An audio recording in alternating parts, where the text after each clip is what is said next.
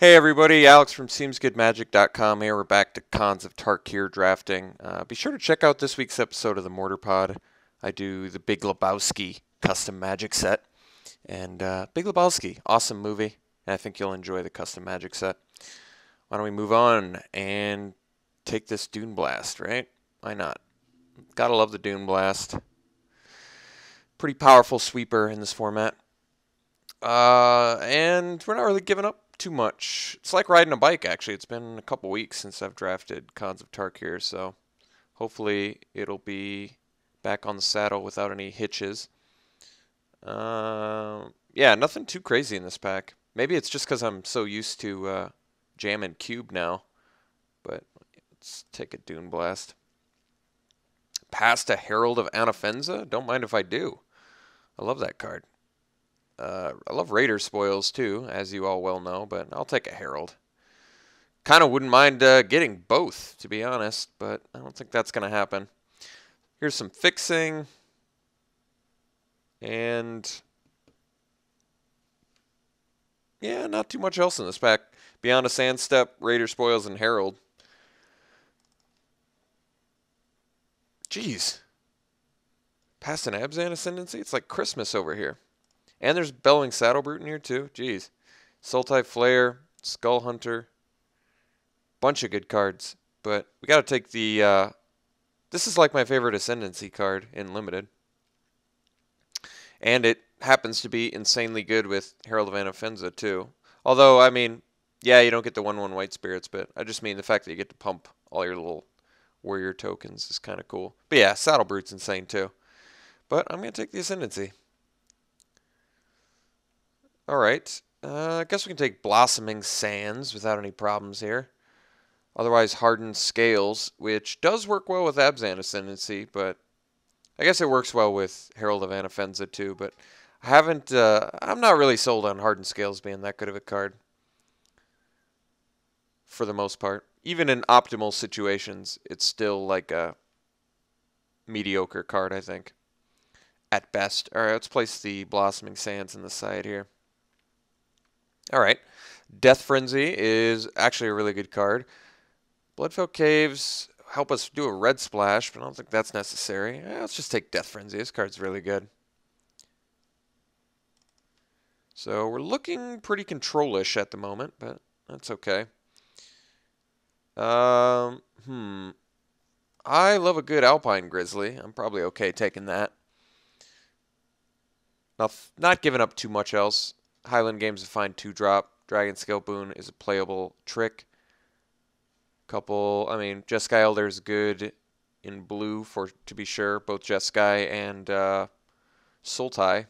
And Dismal Backwater could, I don't know, open me up for a Treasure Cruise splash. I do love a good Treasure Cruise splash, but I think we're going to take this Grizzly. Alright, Jungle Hollow helps us. More fixing. Gotta appreciate the good fixing when you get it. Otherwise, Awaken the Bear is a really good card. It's very good with Alpine Grizzly. Long Shot Squad is playable, but I think we're just going to take the Jungle Hollow pretty happily there. Okay. I'm a big fan of Become Immense, so I don't have any problems with that. Retribution of the Ancients kind of suffers the same fate that Hardened Scales does, where it's just a little bit too difficult to use. Although if you had them both together, that would be cute, I guess, but probably wouldn't be too terribly good. I mean, it's cool with Ascendancy and Outlast creatures and all that, but I'm going to take this Become Immense. Alright, I actually like Beta Revelation, and I'm fine having one in the deck. We're looking a bit control-ish and not too aggressive at the moment, but that's okay. You know what? Archer's Parapet seems like a good addition to a nice, slow, control-ish deck that we're trying to do. Admittedly, not all that good with Abzan Ascendancy, but certainly good alongside Death Frenzy. And good for holding down the fort with some Outlast dudes. I think I like it more than Long Shot Squad. I actually don't have any problems with Long Shot Squad, but I want to get some early plays here. Alright, we can take a second Parapet, but I'm actually a big fan of Loxodon in general, so I'm cool with taking that too. I gotta get used to playing 18 lands again. Because it's been a while. Been a while since I've played 18 lands. But 18 lands gets much more viable or much less... I guess what I'm trying to say is it's not that big of a deal when you got card draw like Bitter Revelation, which does help a lot. Alright, we can take a Sidisi's Pet here, and it's not that big of a deal. Not a huge fan of the card in general, but don't mind taking it. Alright, Scout the Borders. We already have a couple cards that are going to help us be able to more easily jam, like any of the Delve guys. Why can't I think of their names right now? Hooting Mandrills and Sultai Scavenger. Stuff like that.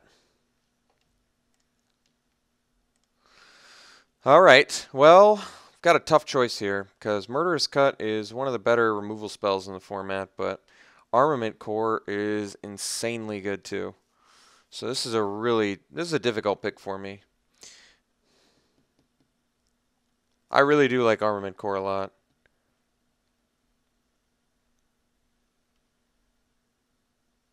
I mean, this thing comes down and... ugh.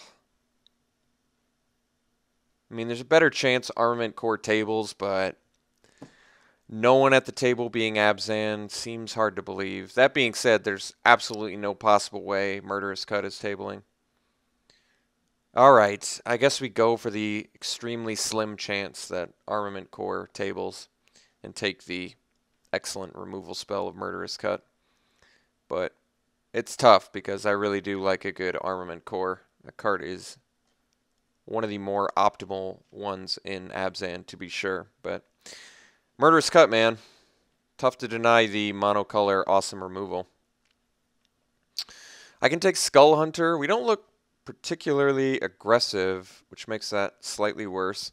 Could take the Kirin, but we look like we're more green-black now than like green-white or something. Basically, if I remember correctly, you want to focus on 2 colors in this format and then basically splash the third. But that being said, Kirin is certainly, I think, better than Skull Hunter for our deck. Skull Hunter's not going to be all that good when we've got 1/1 drop and Archer's Parapet to do early. So I'm inclined to take this Kirin. And if we can get some more fixing, I don't think it's going to be that big of a deal, but I guess we'll find out. Okay, well, here's another Parapet. There is a Rush of Battle, but we don't even have a ton of warriors. I actually like Warbehemoth, but I think I'm okay with taking a second Parapet here. They do block well, and they're good at buying enough time to get your Dune Blast online, or Death Frenzy and get a bunch of value, something along those lines. Not really passing anything too crazy. Another opportunity to take a Skull Hunter, which once again is fine, but I think the Parapets are going to be better for our deck. I'm probably good on Archer's Parapets though after this. Alright, excellent pass to us here. Gotta just slam this Armament Core very hard. Treasure Cruise is in here. I do love a good Treasure Cruise, but Armament Core all day, every day. Okay, Defiant Strike is playable. Rite of the Serpent might be the pick because it's relevant removal. Could take the Thornwood Falls, still just going for that opportunity to splash Treasure Cruise. I don't really need to splash Treasure Cruise. Let's just take the removal. It's on color and is good. Abzan Charm, geez, love it. It's an easy pickup. It's kind of nice being in the right colors, I'll tell you that much. Alright, I think I'm taking Treasure Cruise here. Oh, never mind. Roar of Challenge is actually a really powerful card. We're low on creatures, though, which makes it worse. But the fact that it basically gets rid of all of your opponent's blockers for most of your creatures, well, I guess it's not that good in this deck. But then again, I don't see myself super realistically playing Treasure Cruise. Another issue is I certainly don't want to play against Treasure Cruise, but I think it's early enough where we can take Roar of Challenge. There are times in decks where it's going to be really good. All right, Blossoming Sands seems like a very easy pickup here. Get that fixing. All right, Smite seems fine. It's probably a little more interesting than Tusked Colossedon. Although, that being said, we are a little bit short on creatures. And Tusked Colossedon's a fine beater. Otherwise, I take another removal spell. See, the problem is the Ascendancy wants me to play a lot of creatures. Well, I'm going to take the Smite regardless. I could take a Dreadmaw, which are fine playable cards that I've played before, but I'm actually going to take this Windstorm for the sideboard. I like having it. Deck's coming together pretty nicely. Just need a few more creatures. Wouldn't mind another card draw effect, but I'm not sure what all the card draw effects beyond Bitter Revelation and Abzan Charm I can really get. All right, pretty easy War Behemoth pickup, actually. It's a, like I said, it's a fine card. I've played it pretty frequently, actually, and it goes late, and 6 toughness is very good in this format. What's the best of these? I guess Cranial Archive against a deck that wants to do a bunch of stuff with their graveyard could be good. I mean, we don't want to do it on ourselves, so if we're playing against some hardcore Sultai deck, I could see it being good. Alright, I guess we take a second one, but probably don't need it. Alright, I guess we can take Dutiful Return, but doesn't currently feel like this deck needs it. What does this deck need? I guess this deck needs just some more creatures at this point. Our removal suit is excellent. We've got Abzan Charm, Smite, Death Frenzy, Murderous Cut, Rite of the Serpent, Dune Blast. Yeah, I think we are... Oh, geez. Let me open Sorin. Beautiful. This is a good way to come back into the Khans drafts, I tell you. I love a good Pine Walker and Sultai Scavenger as well. Killshot would actually be fine in this deck, but gotta slam Sorin. Are you kidding me? It's Sorin. Look at him.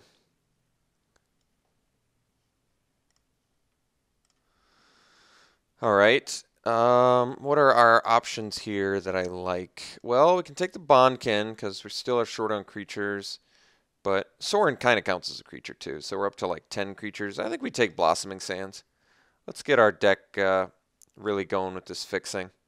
Could also alternatively take the Nomad Outpost for the old black-white fixing, but this does net me a life, and at this point I don't think we're going to be splashing a 4th color. It seems wholly unnecessary, so we'll take a Blossoming Sands.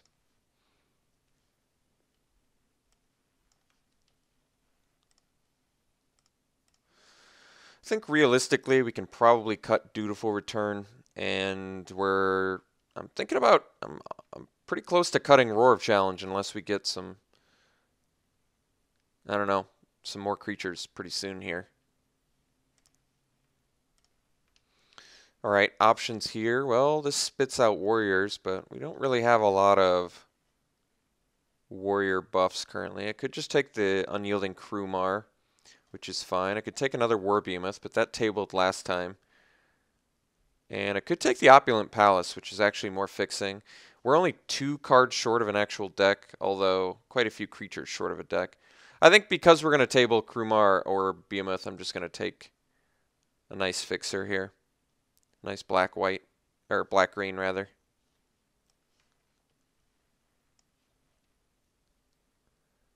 Let's see, Krumar Bondkin seems fine. This card's kind of underrated in the format, in my opinion, so I like him.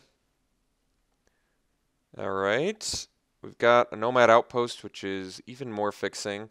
Otherwise, another Alpine Grizzly, which I think is fine. Also, Woolly Loxodon, which is also fine, and Throttle, which is fine, but I guess I would prefer creatures at this point. I mean, we've got 6 fixers already? Or I guess only 5. So yes, I could take the Outpost. I guess that makes our mana bit. We're only a card short of a deck right now, too. Yeah, I guess I'll take the Outpost. Why not? Debilitating Injury, very good control-ish card. I think I'll take it over the creature. Abzan Guide is a nice pickup. I think I want to take the Guide over the second injury, just because it operates so well on its own. It's just an amazing card. So it's just a way to get back into the game much more easily because of the lifelink. I mean, Debilitating Injury does a great job of that too, but I think we gotta take the Guide here. I want at least one. Second Windstorm seems unnecessary, but I guess I'll do it anyway. I don't really feel like hating any of these cards, so second Windstorm it is. Who knows? Maybe we'll play against some Ultra Flyers deck. I mean, if you look, we're pretty vulnerable to Flyers currently. We don't have any reach guys, I don't think. So having 2 Windstorms in the sideboard could be pretty helpful. It seems pretty unlikely that I would bring in 2 Windstorms, but you never know. I have played against like an all Flyers deck before. At this point, I think I can comfortably cut Roar of Challenge. I guess I even have to make another cut, don't I, if I'm playing the 18-lander. Alright, I could get a reach guy, but I think this is actually a pretty good opportunity to take the Sultai Scavenger. We don't have a ton of ways to put cards in the graveyard, but between Bitter Revelation and our removal spells, it seems possible. Could just take another 2-drop in Highland game, but if we're playing 18 lands, I'm much more comfortable having a slightly higher curve. So I'll take the Scavenger. Our early defense looks good too. I can take a second Bondkin. I like it more than the Ramparts for the most part. So what are weak cards that we want to cut now if I'm playing all of these dudes? What are? Maybe the Sidisi's Pet can get the axe. It's not that great of a card. And do I even want to play the second Bondkin? I mean, the question is, do I want to play Bondkin over a War Behemoth, maybe? Actually, we can cut Scout to Borders. This is not necessary in our deck. Even though it is good for our 2 Delve spells, I feel like it's unnecessary. I'd rather just have more creatures in that spot, I think. Of all these cards, I'm not really concerned about any of them, to be honest. So, I guess Quiet Contemplation. It's not that great, but I've played against it. It's done things. Embodiment versus Set Adrift. Probably, I guess, cut the Set Adrift. I don't know. Dreadmaw is actually a nice card to have in sideboard. In case you play against something aggressive, it can come down and block well and gain you life in a pinch. Alright, well, good news. Good news is we've got ourselves a deck. Bad news, we're slightly low on creatures, but not enough where I think it's an emergency situation. We do have Sorin, who kind of acts as a creature, so we have like 13 creatures, essentially. With this deck, of course, with this build. And our fixing, rather, is very good. 6 pieces of fixing is very nice. So then the question, what are we cutting? Because I do want to play 18 lands. We're 3 color, and we have a reasonable amount of morphs, so I think that, to me, justifies playing 18 lands. Most of the time, I just play 18 lands in this format. Is pretty much how it goes. I've done 17. I'm not even sure if I've done 16. Seems pretty dangerous. Yeah, this deck looks good. I mean, we got some real power hitters here. Sorin, Herald's great on turn 1. Dune Blast does work. Become Immense could probably get cut, but this card does win games out of nowhere. That being said, it might be the weakest just because we're creature light. I don't like playing tricks in creature light decks. I just like playing removal, pretty much. Hard removal, rather than Become Immense. I actually don't have it. I really do like Become Immense a lot. I think it's a great card.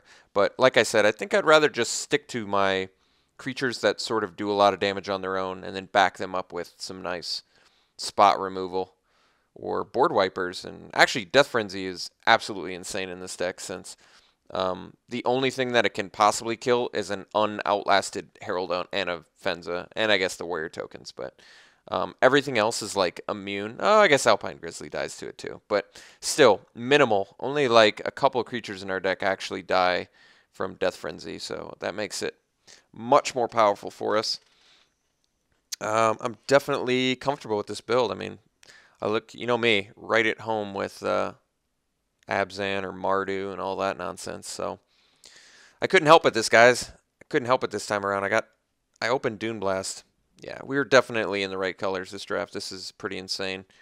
If you just look at the on-color rares we've got, that's pretty awesome. Dune Blast, Sorin, Ascendancy, Herald, all quite good. All right, let's take a look at our colors and let's combine the groups again. Okay, so mostly black.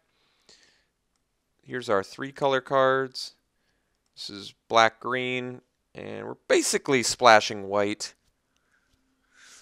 White is at least our, well, I guess it's white and green, so, why don't we just take a look at what our mana base looks like right now. We've got a bunch of green fixing, a lot of green fixing. This is white, this is also green. So currently 1, 2, 3 pieces of black fixing and 5 pieces of green fixing. Geez, we really don't need much more green in this deck. And how many pieces of white fixing? We have 4 pieces of white fixing. So 4, just based on our 6 lands, we have 4 white sources, 5 green sources, and 3 black sources. All right. So we need to add the most of black to be sure. What would this be? This would be 8 black sources and 8 green sources and 8 white sources. So this would be 8, 8, 8. I think we still want to err on the side of extra black, so we can probably go up 1 black, perhaps down 1. I feel like our white typically goes late, but that's only true of everything besides Herald of Anafenza, so, What would I prefer to lower, the green or the white? I guess I do want to play these parapets early. They're only getting worse later. So why don't we lower the white source? And this is, what did I say? So this would be 9 sources of black, 8 sources of green, and 7 sources of white. That's probably fine. I think that's good. Yeah, I think that's fine. All right. So we got our mana base. We look pretty secure in that front. This deck looks good. Deck looks good. Not doing a ton early, but we should be able to hit our land drops pretty consistently because of 18 lands. And we have Dune Blast to bring us back in, Death Frenzy to wipe the board in cases of aggro. We've got some Morph Dudes if we need them. Good spot removal. Yeah, this looks good. All right, we'll see you round 1.